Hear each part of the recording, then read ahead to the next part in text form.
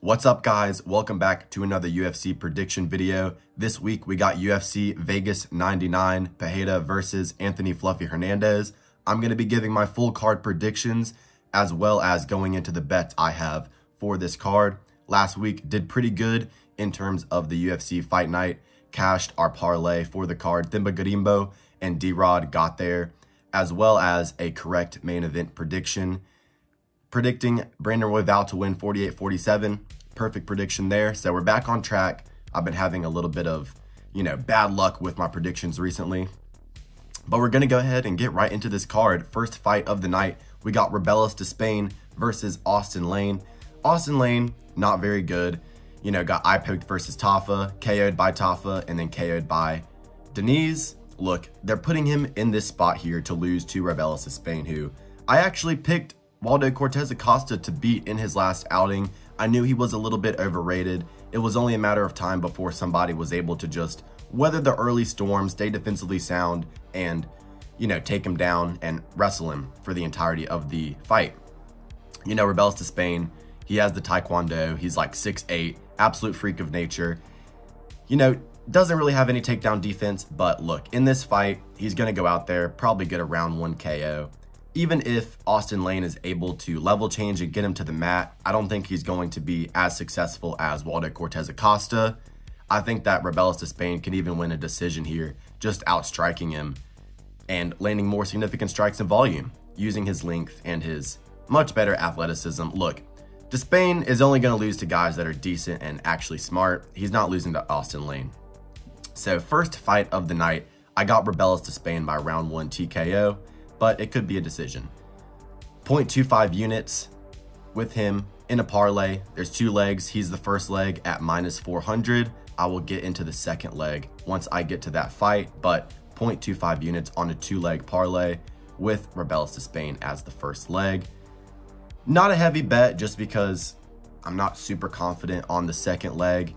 And, Rebellis Despaigne is always there to get taken down. You never know if he's just going to fuck up like he did last time. So not a heavy bet, but pretty confident nonetheless. We move on to the next fight on the card. I'm skipping the WMMA fights. I honestly have no clue who any of those women are. Brad Kantona versus John Matsumoto. Look, Brad Kantona came up on the Ultimate Fighter twice, won the second time he was on there. Well, he won both times actually, but he won on the McGregor versus Chandler season, had a good scrap with Cody Gibson. Gets in the UFC, loses to Garrett Armfield, gets a win last time out on the Louisville card versus Jesse Butler, who just really isn't UFC level. Brad Kantona, he's a midget. He's got some decent takedowns and wrestling for the most part. On the feet, not too good. He really is just a guy that goes out there, scraps on the feet, not super technical, has some good offensive wrestling, and that's about it for Brad Kantona. He's just kind of a classic mid bantamweight, kind of like a Ricky Simone type. John Matsumoto, on the other hand, really good Muay Thai, really good submissions as well. Kind of reminds me of a Charles do Bronx, if you will. Got a really good win last time out, submission win over Dan Argueta. Even a guy like Cody Haddon wasn't able to finish Dan Argueta. John Matsumoto, I think he goes out there and gets a decision win here over Brad Kantona, outstriking him for 3 rounds. We move on to the next fight on the card. We got Matheus Nicolau versus almabeav. Look, Matheus Nicolau, I was pretty confident he would win his last fight versus Alex Perez. Matheus Nicolau, he's a guy that likes to use lateral movement, shifts a lot to the left, will question mark his way back into the center of the octagon with a check hook. Decent hands, pretty good leg kicks, all right takedown defense. I think his takedown defense is massively overrated. Just because somebody has good takedown defense on paper with stats doesn't mean they're going to be able to defend chain wrestling, which was the case with, a Calvin Kattar versus Aljamain Sterling, for example. Matheus Nicolau here has been KO'd in his last 2 fights. Bad, absolutely slumped. Not a TKO, slumped out, dead. Brandon Royval stained him with a knee, took a year off, came back in April, exactly a year basically after he got KO'd by Royval, a week after UFC 300. Goes out there, gets pieced up by Alex Perez and absolutely starched in the second round. And Alex Perez was a guy that I didn't think would have success against Nicolau just because he's not very good at cutting off the cage and his wrestling isn't really super effective offensively. He's more of a defensive grappler. But I did underrate his boxing, and he went out there and pieced up Nicolau for the first round and landed a really nice overhand right, sleeping him out cold in the second. Nicolau looked a little bit gun-shy, looked a little bit ring-rusted in that fight. I don't think he's going to look any better here in this spot. I think almabeav is the future here at flyweight. Matheus Nicolau does not have a chin anymore. And, you know, he has the 92% takedown defense or whatever. He's not defended takedowns against guys like almabeav. Defending a takedown against a American good old folk style wrestler is not the same as these fucking inbreds from across the pond who just chain wrestle and sniff your nuts the whole time. It's a completely different style of grappling, and I don't think that Nicolau is going to be able to defend it the way he has been able to against a Tim Elliott, for example. I got almabeav winning this fight by decision. I think he's going to go out there and do just fine on the feet. He's got a nice overhand, good leg kicks. He's fast on the feet, good spinning kicks. And I think he's going to go out there, shoot 5+ takedowns around, secure control time, and win on the scorecards, mainly just using his grappling. He's a guy you can rely on to go out there and shoot, like I said, 5+ takedowns around. Not going to get subbed. He got, you know, put in a ton of submissions in his last fight versus Jose Johnson. Was nowhere near tapping. I mean, you're just not going to tap these motherfuckers from Chechnya, Kazakhstan. You know how it is. These guys are not going to tap to these chokes. I got almabeav by decision. He is the second leg of the 0.25 unit parlay with Rebellis Despaigne at even money. I believe it's -109. He is also the first leg of another parlay, 0.25 units again, 2 legs. So 0.5 units here invested in almabeav being a parlay piece. I like him in this spot. I think the overhand's going to be landing. He's live for a KO because Nicolau doesn't have a chin. I think in terms of the grappling, he's going to be positionally sound, position over submission. He's not going to tap to anything that Nicolau tries to wrap up. Nicolau does have good jiu-jitsu, but it's not going to work on him. almabeav is going to go out there, take him down multiple times per round, and win a decision that way. So I trust in his grappling. Training partner of Azat Maxim, Shavkat Rakhmonov, Dair Nergazay. All of those guys are really good in my opinion. I got almabeav winning this one. Nicolau, I think, is toast, to be honest. Like, he's really technical, but he just doesn't have any tenacity, and he doesn't have a chin anymore. So almabeav, pretty confident pick there.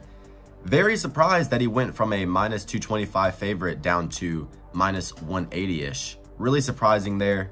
I would expect people to have put more money on almabeav, but who knows? Nicolau may get it done. I like almabeav in that spot. Next fight on the card, we got Darren Elkins versus Daniel Pineda. We got 2 old heads going at it. I'm going to pick Daniel Pineda. Looked all right versus Nathaniel Wood. Had his moments on the ground. Was doing all right on the feet as well. Just got hurt. Nathaniel Wood, really accurate striker. It's hard to beat Nathaniel Wood. He's a really good fighter unless you're cheating like Muhammad Naimov. But Darren Elkins, you know, he's old. Just one of those classic old bruisers from the previous generation of the UFC with like the Bud Light advertisement on the canvas. He's from that era. You know what I mean? Like an Anthony Smith type. I just don't see him being super technical here. He does have a size advantage, which could help him, but he's an absolute dog, goes out there and scraps. I think Daniel Pineda is a little bit more technical, will have more control against the fence on the ground if it does go there. Give me Daniel Pineda to win this fight via decision. I'll go via decision here. I do think we're going to get a lot of decisions. Normally in the Apex, fights do go to the scorecards. Next fight, though, that I don't think is going to go to the scorecards, we got Jake Hadley versus Cameron Smotherman. He is a short notice replacement for Brady Heiston. I actually didn't know that I didn't know that Brady Heiston had pulled out until I had just looked at it here for the video. I have no idea who Cameron Smotherman is. So I'm going to pick Jake Hadley. I was going to pick Jake Hadley to beat Brady Heiston anyway. Jake Hadley impressed me a lot in his last fight versus Colin Loughran.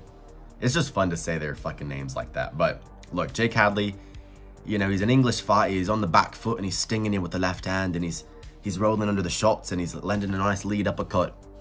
Look, Jake Hadley is a nice boxer. He's clean, he's crisp, he's technical.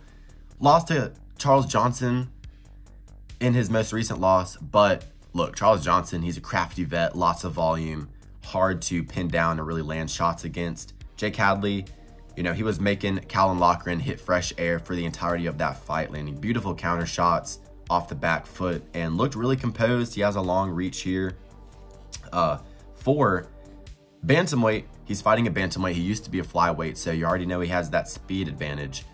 Yeah, I got Jake Hadley here winning against the short notice replacement. I think Jake Hadley's boxing is actually one of the better in the flyweight and bantamweight divisions in terms of the non-ranked guys. But yeah, give me Jake Hadley to win via round 3 TKO here. Our next bout on the card, we got the Chinese man, Suma Derji, I always butcher his name, versus Charles Johnson. I got Charles Johnson energy here, going in there and getting a round 2 TKO, just like he did versus Joshua Van. The win over Joshua Van, super impressive. He's a great prospect. We saw how good he looked last time out versus Edgar Shirez. Charles Johnson, a really good win before that over Jake Hadley. Another really good win before that against Shavkat Nasumabayev's teammate Azat Maxim as a heavy underdog there. Charles Johnson's on a roll here. He's super quick, got good hand speed, hella cardio, lots and lots of volume, really good defensive grappling as well. I think that Charles Johnson goes out here and just pieces him up for the first round. And then I think that, you know, once Chinese man realizes that he has nothing for him, I think Charles Johnson's going to go out there and just lay the kitchen sink out on him. Similarly to a Max Holloway versus Anthony Pettis type of finish, just digging to the body against the fence. I think he gets it done. I think he gets it done that way. Give me Charles Johnson to win this fight via round 2 TKO. Rob Font versus Kyler Phillips. Kyler Phillips here, heavy favorite, almost 4-1, which is actually crazy because Rob Font, you know, he's known for fraud checking some of these young bucks coming up like Adrian Yanez. You know, Rob Font, we know the deal with Rob Font. He's been in the bantamweight division forever. Really good boxing, got a nice jab, beautiful uppercuts, and just really good boxing overall, decent defensive grappling. Has fought the who's who in the division. You know, he's fought Cheeto, fought Jose Aldo, fought Corey. Who did he fight last time out? Davidson Figueiredo. Look, he's fought the higher level of competition, but he is getting up there in age. 37 years of age here in the bantamweight division. You never really like to see that. Was able to get the job done over Adrian Yanez. Looked great in that fight. Showed off the hand speed. Landed a picture-perfect shovel uppercut to knock him out stiff. He may be able to do the same here, but Kyler Phillips is a little bit quicker, a little bit more defensively sound. Likes to fight off the back foot as opposed to the front like Adrian Yanez. He's a guy that's going to skate around the outside of the octagon, land body kicks, land front kicks up the middle, land a jab. You know, he's beaten Song Yadong, which is a great win. Looked great last time out versus Pedro Munoz at UFC 299. I think this is actually going to be a really entertaining fight because the way Kyler Phillips fights, he's the type of guy that he's just going to do enough. He's going to go out there and he's just going to do enough. He's not going to push the pace crazy. He's not going to go out there looking for a knockout. He's just going to go out there and try and outpoint you. Whereas Rob Font, suspect chin for sure. I mean, Cheeto Vera turned him into the Elephant Man. He's been hurt before on multiple occasions, like against Jose Aldo. And Davidson Figueiredo rocked him around like 2 or 3 times in that fight. The chin is suspect, but I think that he's actually going to be the guy in the center of the octagon here, landing more punches. We'll have to see if Kyler Phillips can mix in the grappling. I think that would be a good game plan for him to go to here. Rob Font definitely live as a big underdog here, but I'm going to take Kyler Phillips to win by decision. He's faster, he's slicker, he's got more momentum. He has a chin on him, really hasn't gotten hurt too many times. Has only really lost to Rulian Paiva recently, which is just crazy. I mean, where did that guy go after Sean O'Malley KO'd him? Who knows? But I got Kyler Phillips winning a decision here. I think it's going to be an entertaining fight because Rob Font does tend to have entertaining fights no matter which stylistic matchup he's going against. Kyler Phillips probably gets this done 29-28, winning the first and third round. Skating around the octagon, just landing pop shots in the first, maybe mixing in the grappling in the third. Yeah, I think Rob Font, his chin, the age, it's just a little bit too much too late for him here. Kyler Phillips is going to get the job done, I feel. We move on to the main event of the evening. We got Michel Pereira versus Anthony Fluffy Hernandez. Anthony Fluffy Hernandez has been on a tear recently. You know, fought in a dark horse matchup before this one against Roman Kopylov, going straight into another dark horse matchup here in the middleweight division. He's fought really good prospects, you know, beat Edmund Sabajian, who, look, I know Edmund does tend to break. We saw GM3 go out there and fucking craft on him and get the sub in the third round. But look, Anthony Hernandez fucking melts guys. Michel Pereira catches bodies, honestly. So we got the fucking Mr. Melter versus body catcher out here. Michel Pereira has literally left his last 2 opponents dead on the canvas. That shit is funny as fuck. The way he fucking choked out Ihor Pereira, and Pereira's head fucking hit the fucking canvas, just fell back, and then he fucking avenged Shogun with the gun. That shit was cold. Did a fucking backflip into guard. I mean, he's a wild man, dude. He's got crazy KO power. We saw that in his fight versus Andre Petroski. Basically just walked across the octagon, landed a big right hand on his chin, and that was all she wrote. You know, absolutely fucking minced Mikhail Olasechek at UFC 299. Just went out there, got him in the clinch, 2 knees to the solar plexus. That's all she fucking wrote. Michel Pereira is dangerous, but I don't like the fact that in his last 3 fights, he has basically ended them in under a minute.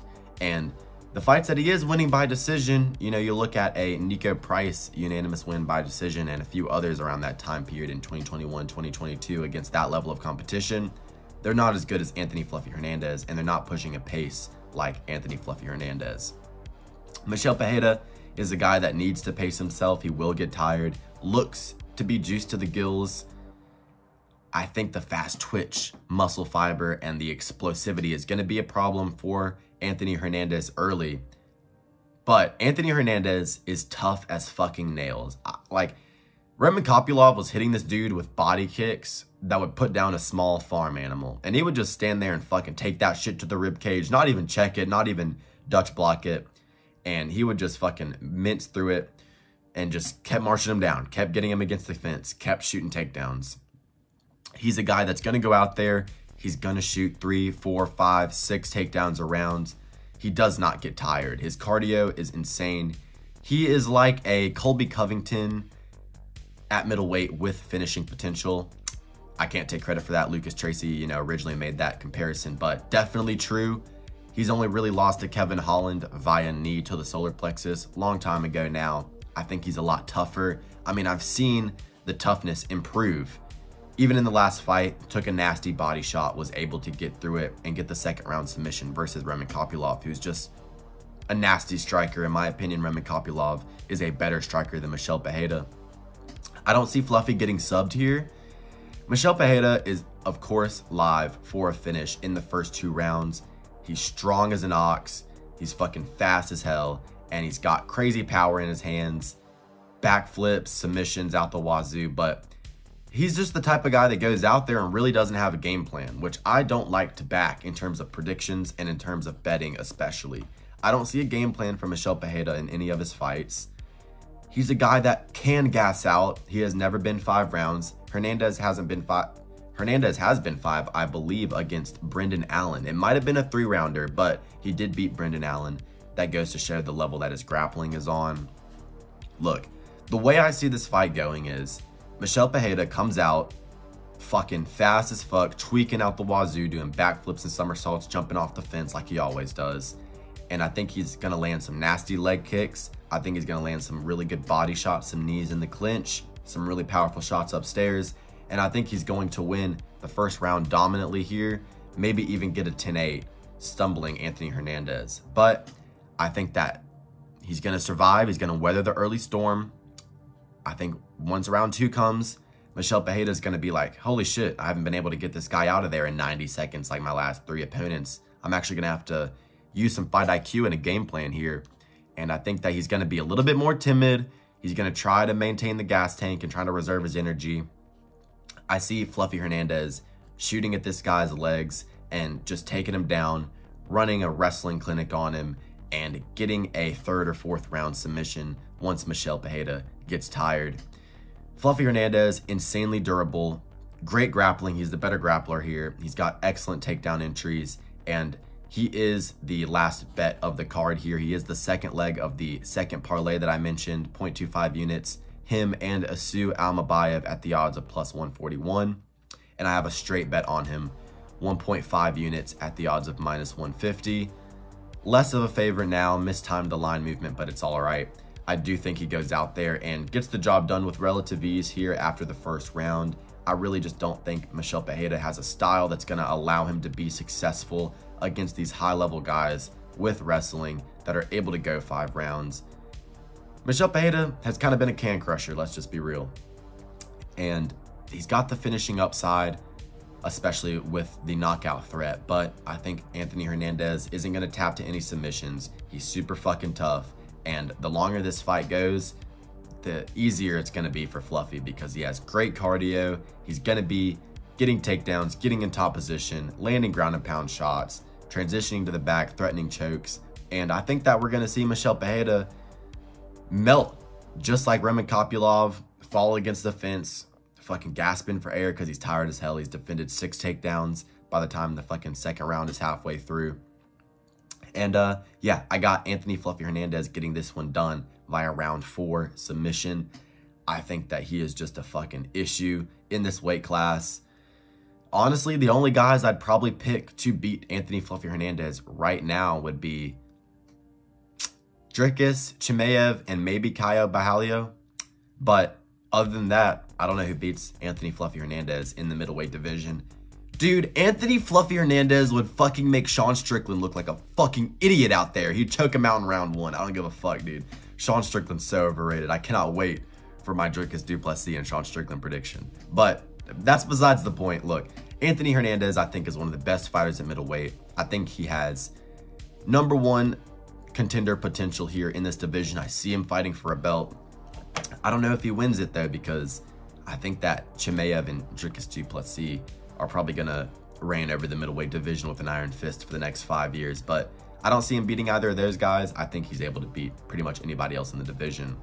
I'd see him smoking Sean Strickland. I think he smokes Izzy like a fucking joint. Yeah, Anthony Hernandez, best grappler at 185 other than Khamzat Chimaev. And yeah, I see Anthony Fluffy Hernandez getting the job done here. 1.5 units on his money line. Also the second leg of a 0.25 unit parlay with almabeav. That's basically the grappler parlay. So yeah, looking to continue the streak here with our UFC predictions. You know, Tuesday night contender series, Nick Piccinini fucked me yesterday. Decided to stop shooting takedowns in the second round. So hopefully Hernandez doesn't decide to stop shooting takedowns in the second round like Nick Piccinini, but I don't think he will. He's a smart fighter, high fight IQ, level changing when he needs to. I got Fluffy winning this one via round 4 sub. So if you guys made it to the end of the video, thank you for watching all the way through. If you agree or disagree with any of my picks, roast me in the comment section or glaze me in the comment section. I don't really give a fuck. Like and subscribe and have a great rest of your day.